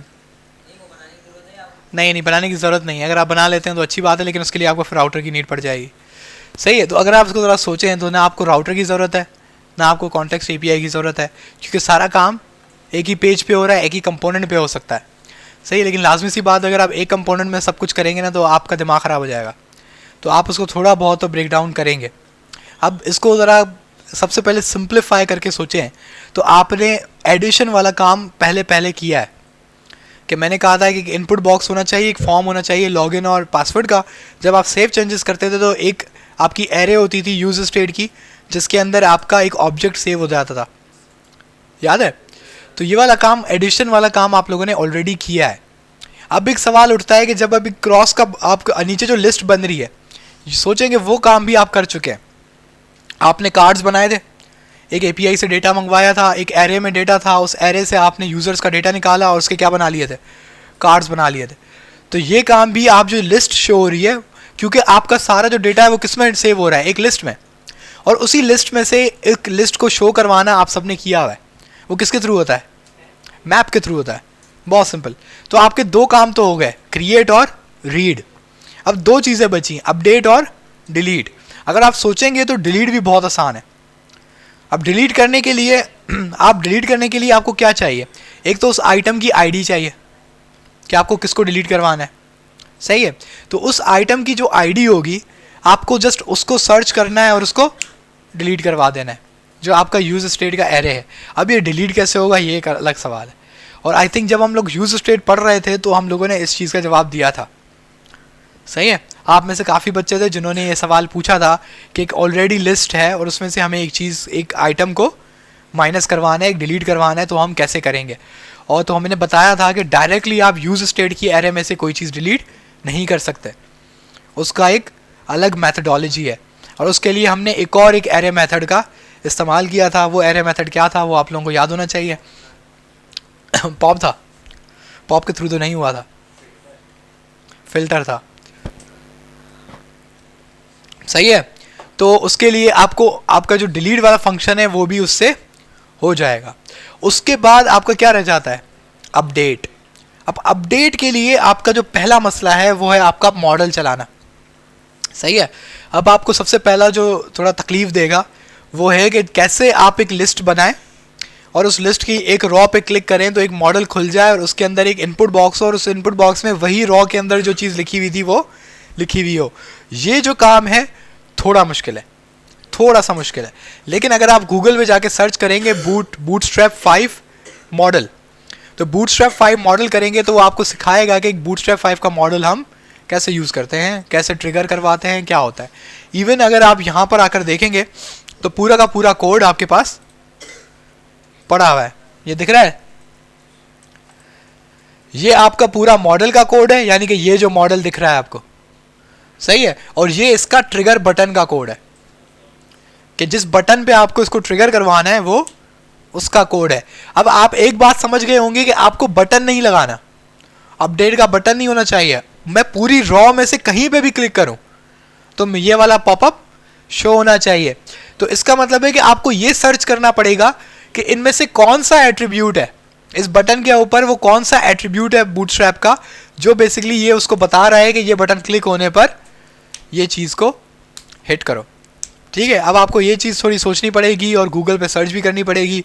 चैट जीपीटी से पूछ लो, मुझे कोई मसला नहीं है, जहाँ से लाना है लाओ, करके दिखाओ। तो उसके बाद आपका मसला क्या होगा कि आपने ये बना लिया कि मॉडल शो हो रहा है। उसके बाद इनपुट बॉक्स आएगा। अब इनपुट बॉक्स के अंदर वही डेटा शो होना चाहिए जिस पे आप अभी क्लिक करके आए हो, वो थोड़ी सी आपको तकलीफ देगा। सही है। अपडेट हमेशा मुश्किल होती है, हर कहीं भी। अगर आप सर्वर पे भी अपडेट फंक्शन बनाते हैं ना तो वो आपको सबसे ज़्यादा तकलीफ देता है। आप डिलीट, क्रिएट, रीड, ये तीन चीज़ें आप यूँ बना लोगे। अपडेट आपको पर्टिकुलरली थोड़ी तकलीफ देता है। उसकी वजह क्या है कि अपडेट में दो चीज़ें हो रही होती हैं। एक तो आप एक पुराना रिकॉर्ड लेकर आते हो। पहला रीड ऑपरेशन होता है, दूसरा ऑपरेशन चेंज होता है, तीसरा ऑपरेशन सेव होता है। तो अपडेट में आपके 3 ऑपरेशन एक साथ मूव होते हैं। तो अपडेट थोड़ा नॉर्मली डिफिकल्ट होता है। तो आपने मॉडल दिखा दिया, इनपुट शो हो गया। अब इस इनपुट में वही डेटा शो होना चाहिए जिस पे आप क्लिक करके आ चुके हो। अब आपको उस पर थोड़ा सोचना पड़ेगा कि ये कैसे मुमकिन है। फिर उसके बाद जब मैंने कोई भी चीज़ उस पर चेंज की, टाइप किया, उसको कुछ भी बदला, खैर वो तो आपको समझ आ रही है कि मैंने कुछ भी बदला और मैंने सेव चेंजेस को क्लिक किया, तो नीचे वो जो लिस्ट बनी हुई थी उसके अंदर वही चीज़ चेंज हो जाए जो मैंने अपडेट की है, जो कि आपके पास यहाँ पे लाइव दिख रहा है। हमने यहाँ पे एंटर किया, इसको वीडियोस को 23 किया, तो यहाँ पे क्या लिख के आ गया 23। और अगर हमने इसको डिलीट किया तो ये डिलीट हो गया। ये बात समझ आ रही है?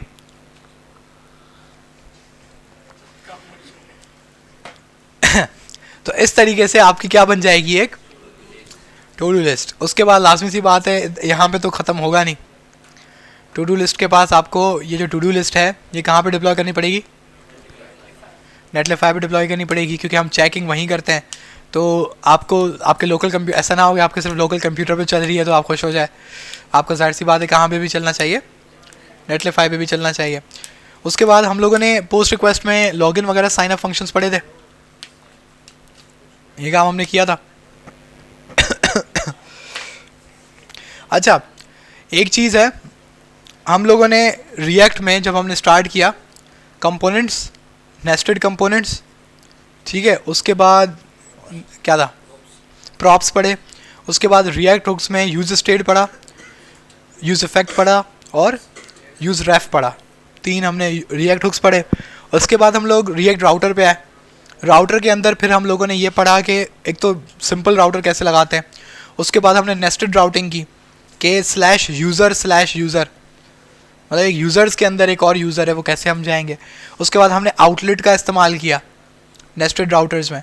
उसके बाद हमने कोई URL पैरामीटर्स का इस्तेमाल किया कि हम अगर आपको URL में कोई डेटा भेजना है तो आप कैसे भेजते हो। उसके बाद आपने लिंक का इस्तेमाल किया। आपने नेविगेट का इस्तेमाल किया है? चले वो हम देख लेंगे। नेविगेट का एक और इसमें कंपोनेंट होता है, वो भी आपको पता होना चाहिए। खैर नेक्स्ट टाइम हम लोग नेक्स्ट क्लास में बेसिकली, वरना आज ही मुझे कराना था लेकिन बच्चे थोड़े ज़्यादा हों, उनके साथ जाती हो जाएगी जो इज्तिमा पे गए हैं। सही है, तो फिर उसमें नेक्स्ट वीक हम लोग ये करेंगे कि हम लोग बेसिकली एक ऑथेंटिकेशन ऐप बनाएंगे। अभी तक आपने जितना भी लॉगिन का काम किया है वो बेकार लॉगिन है। क्यों बेकार लॉगिन है? कि अगर आपके पास ये लॉगिन फंक्शन है तो भले मैंने सर लॉगिन किया ना किया हो, मैं कौन सा पेज देख सकता हूँ यूज़र्स का। तो ये नहीं होना चाहिए इसका, ये थोड़ा सा बकवास चीज़ है क्या। तो इसके बाद हम लोग ये कर सकते हैं कि एक तो 2 चीज़ें, एक तो लॉगिन अगर आप हो रहे हैं एक बार तभी आपको दूसरा पेज दिखे, भले मैं अगर /users लिखूं तो भी मुझे वो कंपोनेंट ना दिखे, पहली चीज़। दूसरी चीज़, एक दफ़ा आपने लॉगिन कर लिया उसके बाद भले आप ब्राउज़र बंद करो और दोबारा ब्राउज़र खोलो तो आपको ऑटोमेटिकली लॉगिन करवा ले जब तक आप लॉग आउट नहीं करते। सही है, एक ये भी आपके फंक्शनैलिटी आपको आनी चाहिए।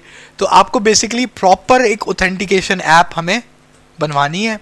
हमारे पास लॉगिन का फॉर्म रेडी है, हमारे पास बेकार किस्म के कुछ और कंपोनेंट्स रेडी हैं जिसको हम इस्तेमाल कर सकते हैं ये चेक करने के लिए कि भाई हम लॉगिन हो भी रहे हैं या नहीं। ठीक है, तो ये थोड़ी सी हमारे पास टेक्निक्स होंगी जो हम चेक करवाएंगे। ये इसके बाद हम ऑथेंटिकेशन ऐप है, लेकिन नेक्स्ट वीक तक आपके पास ये टू डू लिस्ट जो है ये भी रेडी होनी चाहिए। अच्छा, हम लिस्ट बात कर रहे थे, राउटर तक हम पहुंचे थे, तो हमने राउटर कर लिया। राउटर के बाद हमने क्या पढ़ा था? एक्सियोस। एक्सियोस में हमने 2 मेथड्स पढ़े थे, गेट और पोस्ट पढ़े। उसके बाद फाइनली हमने क्या पढ़ा? Context API. कॉन्टेक्स्ट एपीआई में आपने देखा कि जस्ट वो कॉन्टेक्स्ट एपीआई का वो जो फाइलें हैं वो बनाना मुश्किल है, और वो फाइलें मैंने रेडीमेड बना के दे दी हैं। जैसे होटल से खाना लेने जाते हो, जाके बस लेके आ जाते हो और खाते हो, वो फाइलें आपके पास अवेलेबल होंगी। अभी मैं अपलोड भी कर दूंगा आपके पास। आपने वो फाइलें उठानी है, उसमें वेरिएबल अपने मकसद के इस्तेमाल करने और उसको बनाना है और उसको अपनी एप्लीकेशन में यूज़ करना है, बस आपका इतना काम। बात समझ आ रही है?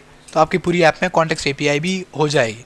अब ये जो चीज़ें आप अब पढ़ के आ चुके हो, ये चीज़ें मोर देन इनफ है आपको एक रिएक्ट ऐप बनाने के लिए। अभी मैंने आपके सामने ये जो आईसी वालों का, अब आईसी को तो आप सब जानते हैं, एक प्रॉपर एक उनका डैशबोर्ड है ये, सही है। इस डैशबोर्ड में अगर आप देख रहे हैं तो बहुत ज़्यादा फंक्शनैलिटीज़ हैं। ये सारी फंक्शनैलिटीज़ के साथ एक प्रॉपर जो डैशबोर्ड उनको हमने डिलीवर किया हुआ है, ये प्रॉपर डैशबोर्ड जो है पूरा सिर्फ उन्हीं चीज़ों पे बना हुआ है जो अभी हमने आपको पढ़ाई है। इसके अंदर और कोई भी ऐसी चीज़ इस्तेमाल नहीं हुई जो आपको नहीं आती या आपको क्लास में पढ़ाई नहीं गई। तो आप देख रहे हैं कि जो चीज़ आपने पढ़ाई है वो किस लेवल तक यूज़ हो सकती है और किसको यूज़ करते हुए आप किस तरह का प्रोडक्ट बना सकते हैं। आपको अब सिर्फ किस चीज़ की प्रैक्टिस की ज़रूरत है कि इन सब चीज़ों को मिला के एक जगह पे आपको इस्तेमाल करना आना चाहिए। वो इंशाल्लाह हम लोग नेक्स्ट क्लास में लॉगिन ऑथेंटिकेशन सिस्टम जब हम बनाएंगे तो उसमें हम यूज़ करेंगे। मेरा ऑथेंटिकेशन सिस्टम मैं क्यों बनवाता हूँ ज़्यादातर, क्योंकि वो एक तो एक एक्चुअल चीज़ है जो आपको हर तकरीबन प्रोजेक्ट में चाहिए। आप कोई भी एक डैशबोर्ड बनाएंगे आपको उसके लिए लॉगिन पेज तो चाहिए होगा, और लॉगिन पेज की पूरी एक आपके पास यूटिलिटी है, एक पूरा उसके पास एक मेथोडोलॉजी है कि भाई ये पासवर्ड इनकरेक्ट हो तो ऊपर दिख जाए, सही है। अगर पासवर्ड इनकरेक्ट हो तो वो आगे ना जाए, और जैसा मैंने बताया आपका ब्राउज़र बंद हो जाए तो भी आपके पास यूज़र दोबारा आए तो ऑटोमेटिक साइन इन हो जाए। तो ये एक पूरा ज़बरदस्त फंक्शनैलिटी है जो रिएक्ट की बहुत ज़्यादा ज़बरदस्त आपकी फ़ीचर्स को यूज़ करती है, और तकरीबन आपके राउटर्स, आपका कॉन्टेक्स्ट एपीआई और आपका एक्सियोस तीनों एक साथ यूज़ कर लेती है। इवन ये तीनों मिला के और भी आपके पास क्या चीज़ बन जाती है, आपको जाहिर सी बात है कंपोनेंट्स तो आपको यूज़ करने ही है। अब कंपोनेंट यूज़ हो रहे हैं तो यूज़ स्टेट तो यूज़ होनी है। अब सही, अब फॉर्म यूज़ हो रहा है तो आपके पास यूज़ इफेक्ट भी यूज़ होगा, यूज़ इफेक्ट यूज़ हो रहा है तो यूज़ रेफ भी यूज़ होगा। तो एक तरह से आपने जितनी चीज़ें पढ़ी हैं वो ऑथेंटिकेशन सिस्टम में वो कंज्यूम होती हैं। तो एक तरह से आपको ये पता लग जाएगा कि हम इन पूरी चीज़ों को किस तरीके से इस्तेमाल कर सकते हैं। हो सकता है इसके बाद भी अगर हमें थोड़ी बहुत चीज़ें और हों तो हम लोग उनको यूज़ करेंगे, लेकिन रिएक्ट की बेसिक्स में से आपका यहाँ पर वो कोर्स कंप्लीट है, सही है। इसके बाद हम जस्ट एक प्रैक्टिस के लिए कोई एक और ऐप भी बना लेंगे, जैसे कि हमने ऑथेंटिकेशन सिस्टम बना लिया तो उसके बाद हो सकता है हम उस ऐप को थोड़ा और आगे ले जाएं, कोई और चीज़, कोई यूज़फुल चीज़ कोई बना लें, ठीक है।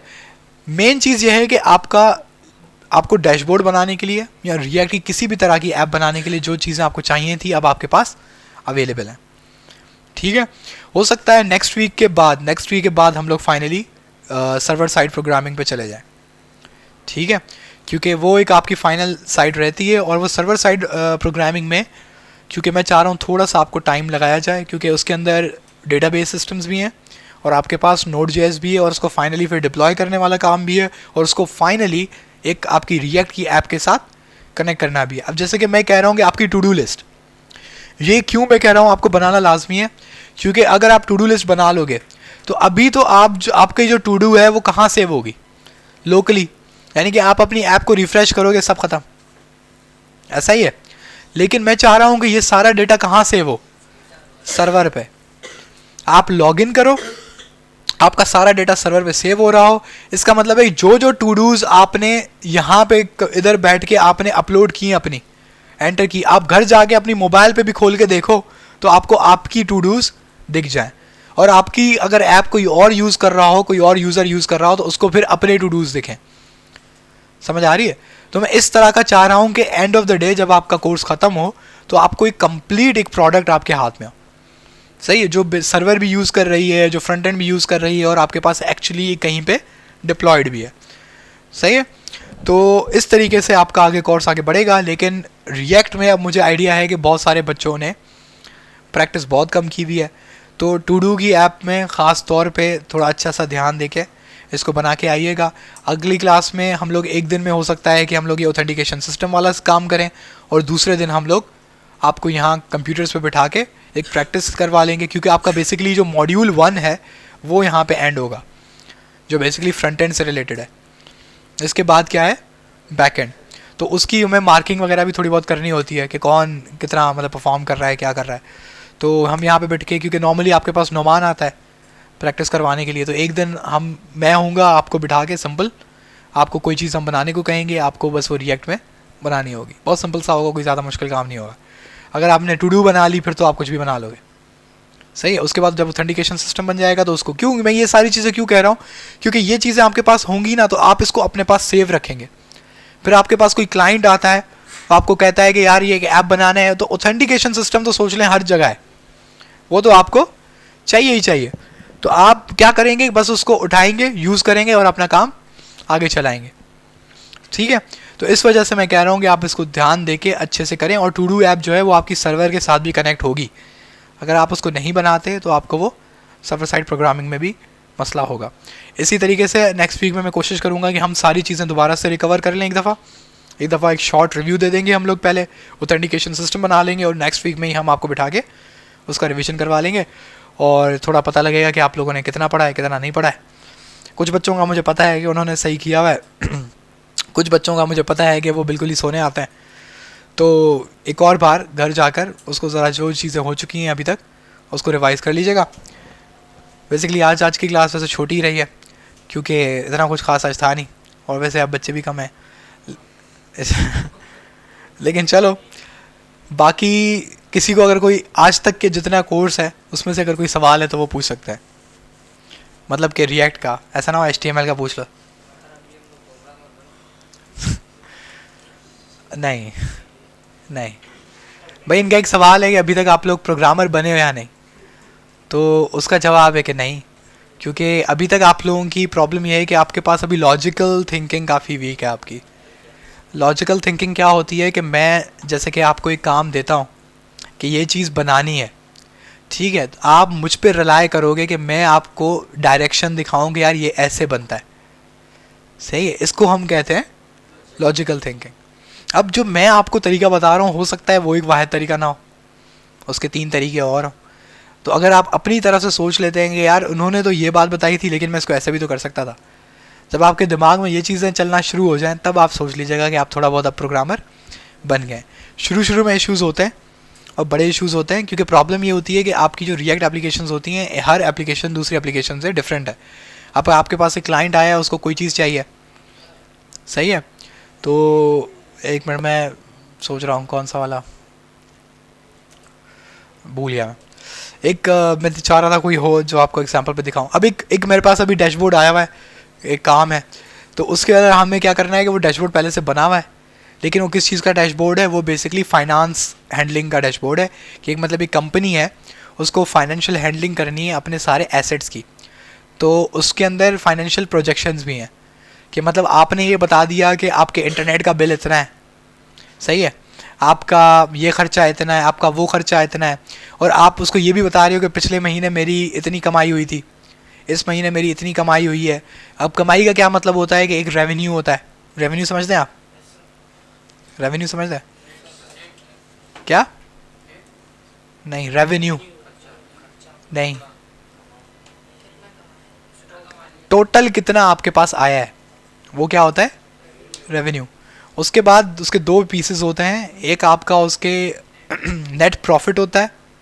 अब नेट प्रॉफिट क्या होता है कि जो आपके पास फाइनली आपकी जेब पे आएगा, जो आपको बच गया, क्योंकि जाहिर सी बात है जो चीज़ आपने बेची है वो आपने ख़रीद के बेची थी ना, तो उसको ख़रीदने के लिए जो पैसा लगाया वो भी तो माइनस करना है, जो बेसिकली आपकी कॉस्ट कहलाती है, कॉस्ट ऑफ बिजनेस।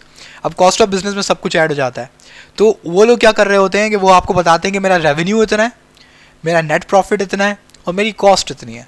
ये तीनों चीज़ें उस डैशबोर्ड में वो लोग इंसर्ट करते हैं और वो प्रिडिक्ट करके बताता है कि जिस रफ्तार से आपकी कमाई चल रही है ना, इस रफ्तार से आपको 12 महीने में हो सकता है आपकी कमाई इतनी पहुंचे। पहली चीज़। दूसरी चीज़ कि आपके जो खर्चे चल रहे हैं, अभी खर्चे आपके चल रहे हैं इतने, तो हो सकता है कि आगे चल के ये खर्चे इतने हो जाएंगे, क्योंकि आप सोचेंगे इंटरनेट का पैकेज है वो आपने करवाया हुआ है, वो तो नहीं बढ़ेगा, सही है। कुछ चीज़ें होती हैं जो फिक्स्ड होती हैं, कुछ होती हैं वेरिएबल। तो ये पूरा डैशबोर्ड में उसमें ये काम हुआ हुआ है, और ये सारा डैशबोर्ड जो है रिएक्ट में बना हुआ है। अब इसका जो मेजर पोर्शन है वो बेसिकली बैकएंड है उसका, ये जो सारी कैलकुलेशंस हैं, फंक्शनैलिटी है, वो उसका मेजर पोर्शन है।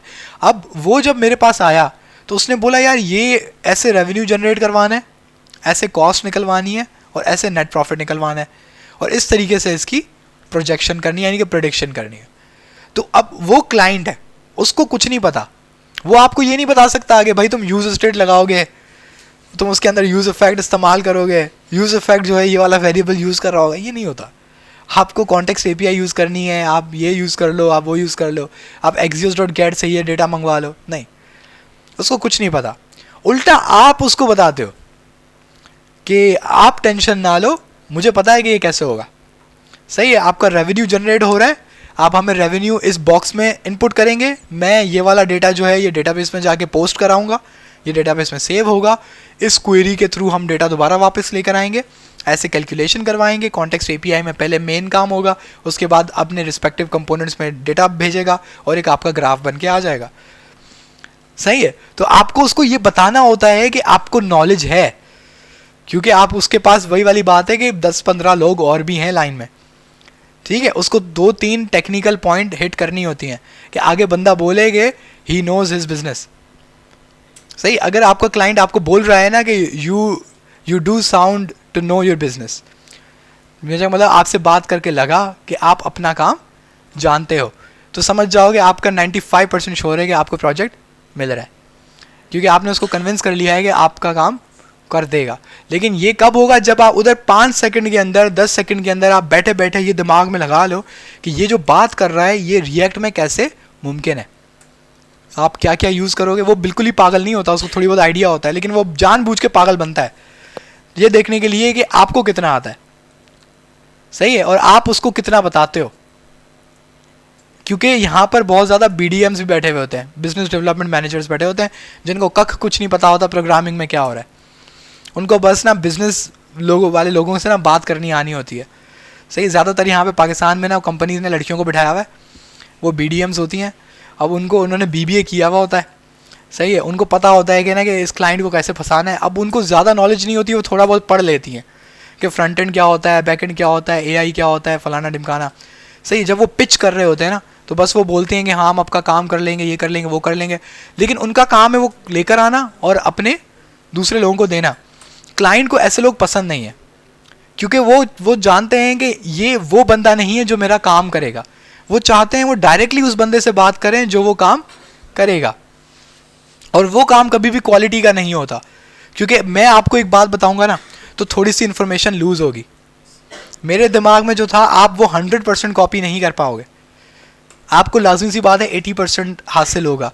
अब आपने जाके किसी और को बताया तो 20% और लूज हो गया। मतलब मैंने जो बात कही थी, अब आप वो वाला बंदा जो है मेरा 60% काम करेगा। तो क्लाइंट्स इससे बहुत चिढ़ते हैं, वो कहते हैं कि यार ये BDM वाला सिस्टम ना हो। तो वो जानबूझ के देख रहे होते हैं कि आपके पास नॉलेज हो या ना हो। तो इसके लिए आपको क्या चाहिए, लॉजिकल थिंकिंग। और लॉजिकल थिंकिंग की कमी सब में है। यहाँ पर जो ख़ास तौर पे जो हमारे न्यू डेवलपर्स आ रहे होते हैं, उनमें सब में कमी होती है। उनको यही नहीं समझ में आ रहा होता कि कोई फंक्शनैलिटी कैसे बनती है। अगर आपको रिएक्ट सिर्फ आती है, आपको यूज स्टेट लगाना आता है, तो वो ChatGPT आपसे बहुत अच्छा जानता है। सही है, आप ChatGPT को बताओ कि how to apply context API in React, वो सारा कोड लिख के दे देगा। सही है, how to apply Axios in React, सारा कोड लिख के दे देगा। तो वो ये चीज़ें तो आपसे अच्छा वो जानता है। तो आपका यूज़ कहाँ पे आया, आपका लॉजिकल थिंकिंग पे आया। अब हर चीज़ आप ChatGPT को नहीं बता सकते ना कि ये ऐसे होगा, वो वैसे होगा, ये ऐसे होगा, वो वैसे होगा। कितना आप उसको बता लोगे, उसके लिए एक थोड़ा बहुत लॉजिकल थिंकिंग वाला माइंड चाहिए। तो इसकी ज़रा आप थोड़ी ट्राई करें। अब ये कैसे होता है कि आपको जस्ट अलग अलग सिनारियोज़ की चीज़ें बनानी होती हैं। आप थोड़ी अलग अलग सिनारियोज़ की चीज़ें बनाएंगे, एप्लीकेशंस बनाएंगे, आपका खुद से दिमाग खुलेगा, यार ये मैं ऐसे कर सकता था, ये मैं ऐसे कर सकता था, ये मैं ऐसे कर सकता था। ठीक है, तो आई थिंक टाइम खामखा बहुत ज़्यादा ही हो गया 10:42। तो नेक्स्ट वीक में इंशाल्लाह टू डू ऐप बना के लाइएगा, और इंशाल्लाह हम लोग ऑथेंटिकेशन ऐप पे स्टार्ट करेंगे। और बाकी उम्मीद है कि रिएक्ट में आपको कुछ ना कुछ तो समझ आया होगा। जितना आप रिएक्ट से पहले इस क्लास में आए थे, उम्मीद है कम से कम अब थोड़ा बहुत तो फील हो रहा होगा कि अब आपको थोड़ा ज़्यादा आता है। अगर इतनी सी थोड़ी सी ज़्यादा भी फीलिंग है तो काफ़ी है। आप इंशाल्लाह थोड़ी और मेहनत करेंगे तो थोड़े और अच्छे हो जाएंगे, क्योंकि आप खुद सोचेंगे अगर आप इस क्लास में रिएक्ट से पहले आपकी क्या कंडीशन थी और अभी क्या कंडीशन है, और अगर आपको लगता है कि आपने कुछ भी नया गेन किया है तो बहुत अच्छी बात है, लेकिन उसको थोड़ा पॉलिश करें ताकि वो आपको कमा के भी दे। वरना अगर आपकी थोड़ी नॉलेज होगी तो आपका एक तरह से टाइम ज़ाया है, आपको वो चीज़ कमा के नहीं देगी फिर। सही है, तो इंशाल्लाह आपसे नेक्स्ट वीक मुलाकात होगी। ये मैं वीडियो अभी अभी अपलोड कर देता हूँ।